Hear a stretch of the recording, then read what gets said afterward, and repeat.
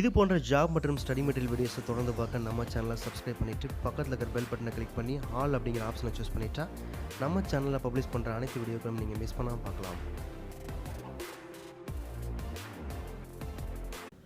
Hi friends, welcome to aspirant Tamizha. Forest watcher எக்ஸாம்க்கான hall ticket date announce பண்ணியாச்சு. 27 காலைல 10 மணிக்கு நீங்கள் வந்து ஹால் டிக்கெட் டவுன்லோட் பண்ணிக்கலாம்னு சொல்லியிருக்காங்க. எக்ஸாம் டேட் ஆல்ரெடி அனௌன்ஸ் பண்ணியாச்சு. 4, 5, 6 அக்டோபர் மாதம் நடக்கும்னு சொல்லிட்டாங்க. ஒரு நாளைக்கு 2 ஷிஃப்ட் வேணும், மொத்தம் 6 ஷிஃப்ட் நடக்கும்னு சொல்லியிருக்காங்க. 6 விதமான கொஷின் பேப்பர் வந்து நடக்கும், ஓகேவா? ஸோ அதெல்லாம் வந்து நார்மலைசேஷன் பண்ணி தான் வந்து டோட்டல் ஸ்கோர் போட்டு கட் ஆஃப் போட்டு வந்து ஜாப் வந்து ரெக்கமெண்ட் பண்ண போகிறாங்க. இந்த ஃபாரஸ்ட் வாட்சர் எக்ஸாம் பொறுத்தளவுக்கு நீங்கள் வந்து இப்போ இருக்கிற அந்த 10லேருந்து 9 நாட்களுக்குள்ளே நீங்கள் எதை படிக்கலாம் அப்படின்னு கேட்டால் நல்லா வந்து கான்செப்ட் ரிவைஸ் பண்ணுங்கள், ஓகே? ஆல்ரெடி படித்ததை நல்லா ரிவைஸ் பண்ணுங்கள். வீக் ஏரியாஸ், உங்களுடைய வீக் ஏரியாஸ் என்ன அப்படிங்கிறத நீங்கள் தெரிஞ்சு வச்சுங்க. ஏன்னா அந்த ஏரியாவில் வந்து அதிக கொஸ்டின்ஸ் கேட்குறாங்க, ஆனால் அது மேலே நீங்கள் இன்ட்ரெஸ்டே இல்லாமல் இருக்கீங்க, படிக்காமே இருக்கீங்க அப்படின்னா அந்த வீக் ஏரியாஸை இன்னொரு தடவை நல்லா ரிவிஷன் பண்ணுங்கள். ரிப்பீட்டட் கொஸ்டின்ஸ் அண்ட் சாப்டர்ஸ் அதை பற்றி நம்ம டீட்டெயில்ஸாக சொல்ல போகிறோம். ஸோ ஃபாஸ்ட் ட்ராக் ரிவிஷன் இருக்கிற 10 நாளில் full and full book up to bottom இந்த சிலபஸ் வந்து நீங்கள் ரிவிஷன் பண்ணணும், ஓகேவா? ஸோ அப்படி பண்ணால் தான் நீங்கள் வந்து இந்த எக்ஸாம்ஸில் வந்து அதிக ஸ்கோர் எடுக்க முடியும். ஸோ அது எப்படி அப்படிங்கிறத பார்க்க போகிறோம். ஸோ வாங்க பார்க்கலாம். ஸோ இப்போ வந்து உங்களுடைய சிலபஸ் வந்து கையில் எடுத்துங்க. உங்கள் சிலபஸ் உங்கள் கையில் இல்லை அப்படின்னா நான் வீடியோ கீழே டிஸ்கிரிப்ஷனில் கொடுத்துருக்கேன். சிலபஸ் அப்புறம் வந்து நம்பர் ஆஃப் கொஸ்டின்ஸ் இந்தந்த பாடப்பிரிவுக்கு இந்த இத்தனை கொஸ்டின்ஸ் வரும் அப்படின்ட்டு ஒரு டேபிள் கொடுத்துருந்தாங்க அதிகாரப்பூர்வமாக. அதையும் வந்து கையில் எடுத்து வச்சுங்க. ஸோ அதை பேஸ் பண்ணி தான் நீங்கள் வந்து கரெக்டாக படிக்கணும், ஓகேவா? இயற்பியலில் 15 கொஸ்டின், வேதியியலில் 15 கொஸ்டின், தாவரவியலில் 15 கொஸ்டின் அப்படின்ட்டு விலங்கியல் 15 கொஸ்டின். அதாவது சயின்ஸை பொறுத்தளவுக்கு பார்த்திங்க அப்படின்னா 60 கொஸ்டின்ஸ் கிட்ட வருது, ஓகேவா? இயற்பியல், வேதியியல், தாவர விலங்கியல் தலா 15 கொஸ்டின்ஸ், 60 கொஸ்டின்ஸ் கிட்ட வருது, ஓகே? அப்போ நடப்புகளில் ஒரு 20 கொஸ்டின்ஸ் வருது. புவியில் 10 கொஸ்டின்ஸ் தான் வருது, ஓகேவா? இந்திய மற்றும் தமிழ்நாடு வரலாறு மற்றும் பண்பாடு 15 கொஸ்டின்ஸ் இருக்குது. அரசியல், பொருளாதாரம், தேசிய இயக்கம், அப்புறம் வந்து புத்திக்கூர்மையில் ஒரு 15 கொஸ்டின்ஸ் இருக்குது, ஓகேவா? ஸோ டோட்டலாக பார்த்திங்கன்னா 150 கேள்விகள்னு சொல்லிட்டாங்க, ஓகே? ஸோ இதை பேஸ் பண்ணி தான் வந்து நம்ம அடுத்து எப்படி படிக்கணும் அப்படிங்கிறத நீங்கள் டீட்டெயில்ஸை தெரிஞ்சுக்கணும். ஸோ எதை வந்து அதிகமாக கான்சென்ட்ரேட் பண்ணணும், சயின்ஸை வந்து அதிகமாக கான்சென்ட்ரேட் பண்ணணும். சயின்ஸில் மட்டும் மொத்தம் 60 கொஸ்டின், ஓகேவா, வினாக்கள் இருக்குது. திறனறிவு, புத்திக்கூர்மை அதில் ஒரு 15, அப்புறம் இந்திய மற்றும் தமிழ்நாட்டு வரலாறு மற்றும் பண்பாடு இதில் 15 கொஸ்டின்ஸ் இருக்குது, ஓகே? நடப்புகளில் 20 கேள்விகள் இருக்குது. அந்த 20 கேள்விகளை வந்து விட முடியாது. 20 கேள்விகள் நல்லா படிச்சுங்க. நடப்புகளுக்கு நம்ம வீடியோ போடுவோம், ஸோ பார்த்துக்குங்க. ஸோ இப்போ பார்த்திங்க அப்படின்னா சிலபஸ் எடுத்துட்டேன். சிலபஸில் வந்து நான் வந்து ஆல்ரெடி சொல்லியிருந்தேன் சப்ஜெக்ட் வைஸ் பிரேக்கப் கொஸ்டின்ஸ். இந்த சப்ஜெக்ட்டில் இத்தனை கொஸ்டின்ஸ் தான் வரும்னு சொல்லியிருக்காங்க. இயற்பியலில் 15, வேதியியலில் 15, தாவரவியலில் 15, விலங்கியலில் 15 சொல்லியிருக்காங்க. ஒரு ரொம்ப பெரிய கொஸ்டின்ஸ் தான், ஓகேவா? இயற்பியலே 15 கொஸ்டின்ஸ் வருது அப்படின்னா இயற்பியல் நீங்கள் எந்தளவு படிக்கணும் அப்படின்னு பார்த்துங்க. ஸோ நான் வந்து டீட்டெயில்ஸாக என்ன சொல்ல போகிறேன், ஓகேவா? இயற்பியலில் இந்த சாப்டர் மட்டும் படிச்சிங்கன்னா அதிக மார்க் எடுக்கலாம் அப்படின்னு சொல்ல போகிறேன். என்னென்ன சாப்டர் அப்படின்னு பார்த்தீங்கன்னா முக்கியம் ஃபஸ்ட்டு வந்து பார்த்திங்க அப்படின்னா காந்தவியல், மின்சாரவியல் மற்றும் மின்னணுவியல், ஓகேவா? இந்த சாப்டர் பொறுத்தளவுக்கு பார்த்திங்க அப்படின்னா ஒரு இம்பார்ட்டன்ட் டாபிக் அப்படின்னு சொல்லலாம், ஓகேவா? இந்த சாப்டர் பொறுத்தளவுக்கு அதிக கொஸ்டின்ஸ் வந்து எல்லா எக்ஸாம்ஸில் டிஎன்பிஎஸ்சியில் ஒரு கொஸ்டின்ஸ் கண்டிப்பாக இந்த சாப்டரில் வரும், ஓகேவா? அது என்ன வரும் அப்படின்னா மின் உருகுலை, மின் தடை, மின்மாற்றி இதை பற்றியான கேள்வி தான் வரும், ஓகேவா? மின்னழுத்தம், மின்சாரம் இதை பற்றியான கேள்வி வரும். ஸோ இதை பற்றி டீல்ஸாக படிச்சுக்கங்க. அதே மாதிரி அடுத்து இன்னொரு கேள்வி என்ன அப்படின்னா வெப்ப மொழி மற்றும் மொழி, ஓகேவா? இதை பற்றி டீல்ஸாக கொஸ்டின்ஸ் வரும், ஓகேவா? குழியாடி, குவியாடி, வெப்பத்தை பற்றி கேள்விகள் வரும். நீரோட தன்மைகள் என்ன, பருப்பொருட்கள் தன்மைகள் என்ன, இதை பற்றின கேள்வி வரும். ஸோ எஸ்ஐ அலைகளை பொறுத்தளவுக்கு அதுலேயும் கொஸ்டின்ஸ் வரும், ஓகேவா? ஸோ இந்த இதில் பார்த்திங்கன்னா இதுதான் முக்கியமான சாப்டர். ஸோ இதில் இன்னொரு விஷயம் என்ன அப்படின்னு புதிய கண்டுபிடிப்புகள் பற்றி பழைய கண்டுபிடிப்புகள் 19ஆம் நூற்றாண்டில் இருந்துட்டு 20ஆம் நூற்றாண்டு வரைக்கும் என்னென்ன கண்டுபிடிச்சிருக்காங்க அப்படின்னு பற்றி டீட்டெயில்ஸ் கேட்க வாய்ப்பு இருக்குது. ஸோ அடுத்து பார்த்திங்கன்னா வேதியியலில் 15 மார்க்குன்னு சொல்லிட்டாங்க. தனிமங்கள் மற்றும் சேர்மங்கள்னு சொல்லியிருக்காங்க, ஓகேவா? தனிமங்கள் மற்றும் சேர்மங்கள் பொறுத்தளவுக்கு வந்து நிறைய கொஸ்டின்ஸ் வரும், ஓகேவா? இதில் வந்து முக்கியமாக வந்து பார்த்திங்க அப்படின்னா ஸோ அன்றாட பயன்பாடுகள் பொறுத்து தான் வந்து சலவை சோடா, அப்புறம் வந்து சமையல் சோடா இந்த மாதிரி கேள்விகள் வந்து வரும். ஸோ அதோடைய கெமிக்கல் ஃபார்முலா என்ன அப்படின்னு கேட்பாங்க. ஸோ அதெல்லாம் வந்து முக்கியமாக இந்த மாதிரி நிறைய விஷயங்கள் இருக்குது, ஓகேவா? ஸோ அமிலங்களை பற்றியான கேள்வி இருக்குது. அமிலங்கள், காரங்கள் மற்றும் உப்புகள் இதில் வந்து நிறைய இருக்குது, ஓகே? அமிலம் காரம் வினைபுரிஞ்ச என்ன, காரம் உப்பு வினைபுரிஞ்ச என்ன, உப்பு அமிலம் வினைபுரிஞ்ச என்ன, செயற்கை உரங்கள், உயிர்கொல்லிகள், நுண்ணுயிர்கொல்லிகள்னு சொல்லுவாங்க. ஸோ இதில் அதிகமாக கேட்குறது பார்த்திங்கன்னா அமிலம், காரங்கள் மற்றும் உப்புகள். அப்புறம் வந்து தனிம அட்டவணையிலேருந்து கேள்விகள் கேட்பாங்க, ஓகேவா? இந்தந்த தனிமங்களுக்கு இந்தந்த சிறப்பு திறன் இருக்குது அப்படின்னு கேட்பாங்க.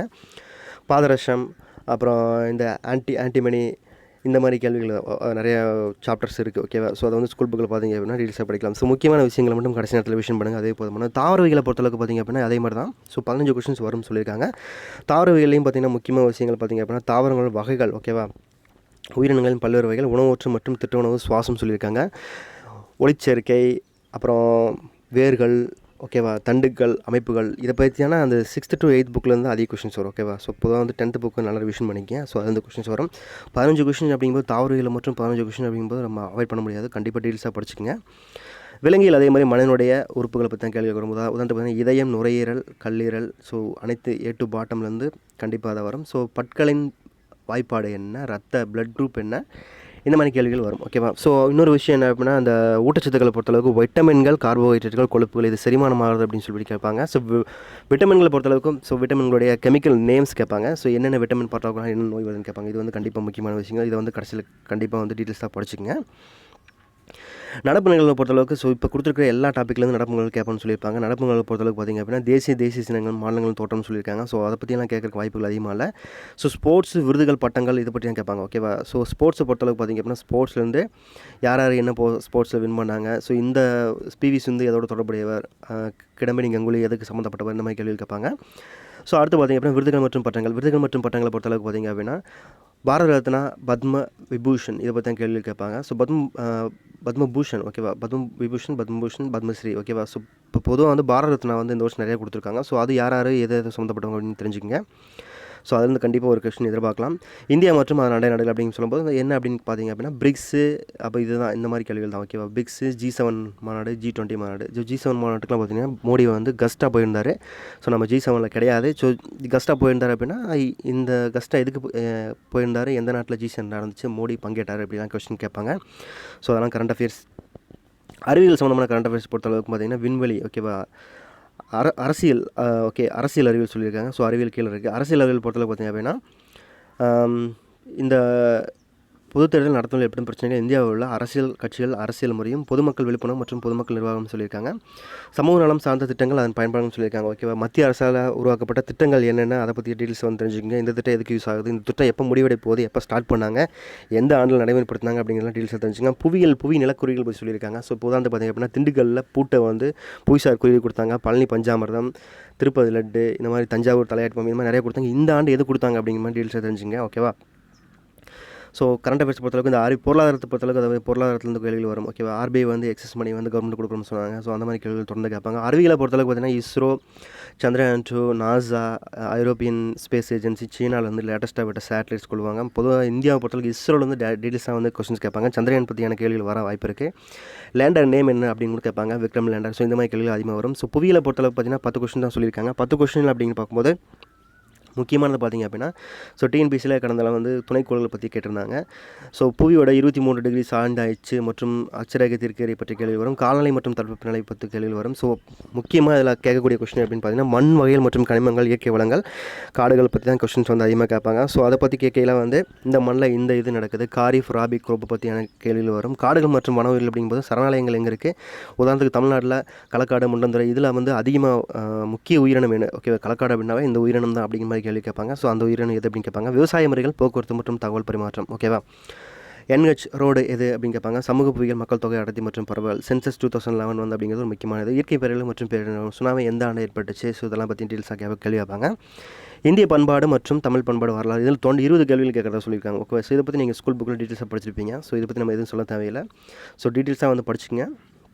இம்பார்ட்டன் அப்படிங்கிறது குப்தர்கள், டெல்டி சுல்தான்கள் மற்றும் மோலாயர்னு சொல்லியிருக்காங்க இல்லையா? ஸோ அடிமை வம்சத்தில் வந்து அடிமை வம்சம், இதில் வந்து இல்டுமிஷ், அப்புறம் வந்து அப்படியே வரும். ஓகேவா? கில்ஜி வம்சம் இப்படி வரும். ஸோ இதில் வந்து முக்கியமான விஷயம் அமீர் குஷாரோ யார், ஸோ ஒவ்வொருவரும் ஒரு முக்கியமான விஷயம் சொல்லியிருப்பாங்க. ஓகேவா?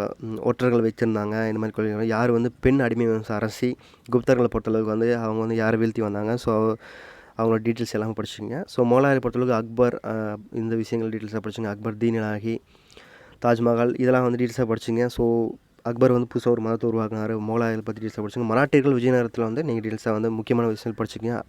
அஷ்டதிக்கர்கள், 8 அமைச்சர்கள் கொண்ட அமைச்சரவை எது, இதெல்லாம் கேட்பாங்க. ஸோ இதை பற்றி டீட்டெயில்ஸாக நீங்கள் தமிழ் புக்கில் படிச்சிருப்பீங்க. இதை பற்றி டீட்டெயில்ஸ் எதுவும் சொல்ல தேவையில்லை. அரசியல் பொறுத்தளவுக்கு வந்து நீங்கள் குரூப் 4 டிஎன்பிசி படிக்கிறதா. ஸோ இது வந்து ஒரு டீட்டெயில்ஸாக படிக்கணும் அப்படின்னு சொல்லணும். ஸோ இதுலேயும் வந்து கேள்விகள் கேட்போம்னு சொல்லியிருக்காங்க. ஸோ இது வந்து ஒரு பெரிய சாப்டர் அப்படின்னு சொல்லலாம். புதுசாக படிக்கிறவங்க படிக்க முடியாது. ஆல்ரெடி டிஎன்பிசி குரூப் 4 படிச்சுட்டு இருக்கவங்க இந்த சாப்டர் படிக்க முடியும். ஸோ அப்படி தெரியல அப்படின்னா இந்திய நாடாளுமன்றம், பாராளுமன்றம், மாநில நிர்வாகம், மாநில சட்டமன்றம் இதை பற்றி படிச்சுங்க. ஆர்டிகல்ஸ் மட்டும் அவாய்ட் பண்ணிவிட்டு மீதி எல்லாத்தையும் படிச்சுங்க. குடியுரிமை, உரிமை, கடமைகள், அடிப்படை உரிமைகள், அடிப்படை கடமைகள், அதாவது யார் வந்து பதவி பிரமாணம் செய்து வைப்பா, யார் அப்பாயின்மெண்ட் பண்ணுவா, இதெல்லாம் வந்து டீட்டெயில்ஸாக படிச்சுங்க. அதை பற்றி கேட்கறதுக்கான வாய்ப்புகள் இருக்குது. இந்திய அரசியலை பொறுத்தளவுக்கு தகவல் உரிமை சட்டம் மற்றும் நுகர்வோர் பாதுகாப்பு அமைப்புகள், பெண்கள் முன்னேற்றம், மத்திய லஞ்ச ஒழிப்பு ஆணையம், லோக் அதாலத், அப்புறம் வந்து RTI, இதை பற்றி டீட்டெயில்ஸாக படிச்சுங்க. இதுலேருந்து தான் எப்போவுமே கொஸ்டின் ரிப்பீட் ஆகுது. ஓகேவா? இந்திய பொருளாதாரத்தை பொறுத்தளவுக்கு வந்து 5ஆம் இடத்துலேருந்து கொஸ்டின்ஸ் கேட்பாங்க. அப்போ கரண்ட்டாக வந்து நடந்துட்டு இருக்கிற ஃபினான்ஸ் கமிஷன் என்ன அப்படிங்கிற மாதிரி கேள்வி கேட்பாங்க. அதுக்கு யார் தலைவர், NK சிங்கி, இந்த மாதிரி கேள்விகள் வந்து வருவாங்க. ஓகேவா? ஸோ சென்சஸ் அப்படிங்கிறது ஒரு முக்கியமான டாப்பிக்காக பார்க்கப்படுது. ஜிடிபி வளர்ச்சியை பற்றி கேட்பாங்க. இதுக்கெலாம் வந்து வித்தியாசம் என்ன அப்படின்னு கேட்பாங்க. ஓகேவா? ஸோ பேலன்ஸ் ஆஃப் பேமெண்ட் அப்படின்னு சொல்லுவாங்க. வெளிநாட்டு இந்திய வர்த்தகத்தை சம்மந்தமான கரண்ட் அஃபேர்ஸ் வந்து கேட்க வாய்ப்பு இருக்குது. ஸோ திட்டங்கள், அதாவது மத்திய அரசில் வந்து பொருளாதாரத்தை முன்னேற்ற கிராம நலம் சார்ந்த திட்டங்கள் என்னென்ன ஏற்படுத்தியிருக்காங்க, அந்த திட்டங்களோட பேரை கொடுத்துட்டு இது எதுக்கு அப்படின்னு கேட்பாங்க. ஓகேவா? ஸோ இந்த மாதிரி கேள்விலாம் வந்து வரும். ஸோ தமிழகத்தில் பொருளாதார போக்கு, தமிழக அரசு என்னென்ன திட்டங்களை போட்டிருக்கு அப்படின்னு கேள்விகள் வர வாய்ப்பு இருக்குது. இந்திய தேசிய இயக்கம், இது வந்து அதிக கேள்விகள் வரும்னு சொல்லியிருக்காங்க. இதை பற்றி சொல்லவே தேவையில்லை.